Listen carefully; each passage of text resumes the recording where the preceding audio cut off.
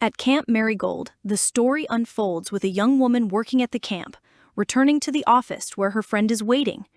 She's shaken, telling him about a strange phone call from someone at Cabin 6, claiming they've found a dead body. Her friend is stunned, dismissing it as impossible, but she insists they check it out together. They head to Cabin 6, only to find no body, no trace of anything grim. Skeptical, the boy suggests they explore a nearby cabin, abandoned for years. She hesitates, saying, "I'll stay here. If you want to go alone." But he persuades her, and reluctantly, she follows. Outside the old cabin, a bad feeling creeps over her. Something's not right, she warns, but he brushes it off and pulls her inside. To their surprise, the cabin is filled with camp members, throwing a celebration for the boys' 4th anniversary at the camp. It dawns on her. The dead body call was a ruse, part of their plan to lure him here for the party. She laughs, relieved, and joins the festive mood. Everyone enjoys the night, filled with joy and camaraderie. Later, as they settle down to sleep, the group starts swapping stories. One tale grabs their attention, a brutal killer named Boneface, said to haunt camps like theirs. A girl in the group swears it's true, describing how Boneface prowls the forests, unseen, slaughtering campers without mercy. The group scoffs, calling it a legend, but the eerie story leaves them uneasy. Eventually, they drift off to sleep. In the dead of night, the real terror begins. Boneface, the killer from the stories, slips into the cabin. One by one, he brutally murders the campers. The young woman wakes to the horror, fleeing in panic, but Boneface catches her. With a swift swing of his axe, he severs her head and, in a gruesome act, rips out her spine, leaving her lifeless. Morning brings the sheriff and the camp owner to the blood-soaked scene. The owner, overwhelmed by the mutilated bodies, doubles over, vomiting. The sheriff, joined by his deputy, recognizes the carnage as the work of Boneface, a killer known for targeting camps. "He's still close," the sheriff mutters. Ordering the owner to go home, she pleads, "These people were my family. Don't let him get away." He reassures her, "We'll catch him."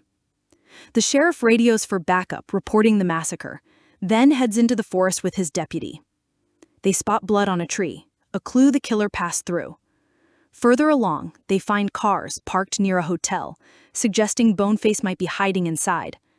They enter the hotel, where a waitress named Jenny and a chef run the place. A handful of guests are present: a student, a former Marine, now in construction, a father and daughter on a trip, a stylish old woman, 2 quirky travelers, and a photographer girl. The sheriff eyes them all suspiciously, asking when they arrived. Jenny says she's been working since 5 o'clock, and the others share their timelines. He presses further, asking where they're from and where they're headed. The daughter keeps staring at the Marine, who snaps, "Why are you looking at me?"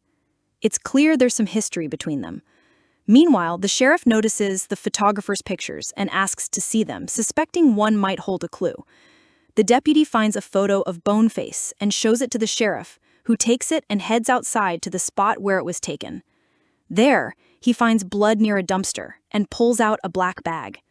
Back inside, he empties it on a table, revealing blood-soaked shoes, a jacket, an axe, and a chilling Boneface mask. "One of you is the killer," he declares, explaining the recent murders at Camp Marigold. "He's here, hiding among you." The guests protest, denying any involvement, while the travelers laugh, mocking the idea. The sheriff, undeterred, reveals Boneface has killed nearly 30 people at camps. "No one leaves," he orders. "The roads are blocked." The travelers argue, claiming the sheriff has no warrant, but he ignores them, instructing his deputy to secure the evidence. He puts on a closed sign on the hotel, trapping everyone inside. The deputy checks the guests for weapons, finding a hidden knife in the Marine's shoe, which heightens suspicion. The travelers resist the search, but nothing is found on them. In the washroom, the photographer confronts the old woman, whispering, "I know your secret." Shocked, she begs her to stay quiet. Meanwhile, the father overhears the travelers plotting to overpower the sheriff and deputy to escape. They're frustrated, feeling trapped. Back in the main room, Jenny brings coffee to the photographer, noticing a photo of Boneface on her laptop. "That picture scares me," she admits, her voice trembling. The tension in the hotel grows as everyone wonders who among them is the merciless killer. The tension in the hotel rises as the sheriff demands everyone's shoes be checked, believing the killer wears size 9. He starts with the marine worker, whose shoes are size 10. The student scoffs. "This is pointless. Anyone can wear any size shoe. It proves nothing." The sheriff moves to the old woman, prompting the gruff traveler to snap, "Are you crazy? Why check her? How could a woman commit these murders?" The student counters, "Why not? Haven't you heard of that famous female killer who murdered kids?" The old woman's shoes are size 7, and one by one, everyone's shoes are checked. No size 9 is found. The travelers refuse to cooperate, but when the chef angrily confronts one, they reluctantly show their shoes. Also no match. The chef's shoes are size 10, Jenny's are 7. Frustrated, the student, convinced he knows the killer's identity, whispers to the sheriff and writes a note. "I know who it is." The sheriff, playing it cool, says, "I'm stepping out with the kid for some air." But moments later, they return, and the student is in agony, foam spilling from his mouth. He collapses, dead.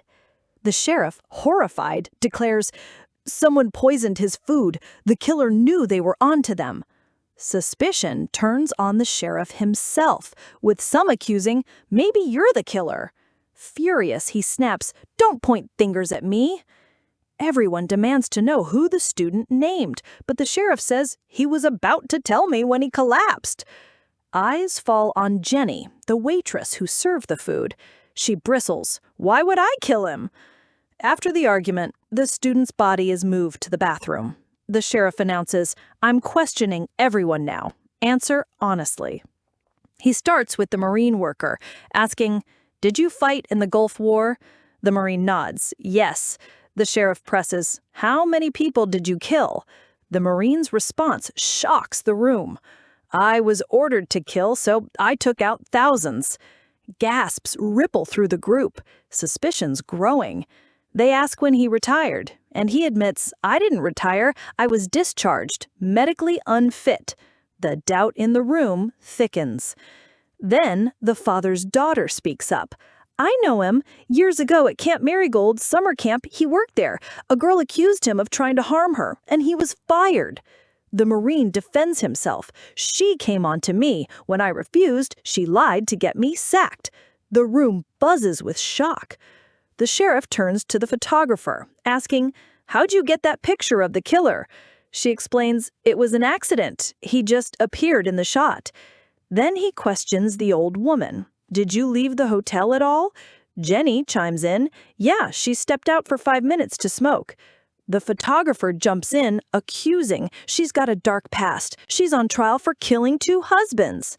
The old woman admits, "Yes, I had 2 husbands, but I didn't kill them." The father and daughter answer the sheriff's questions cleanly, but suddenly the travelers attack him, landing blows. The deputy pulls her gun, forcing them to stop.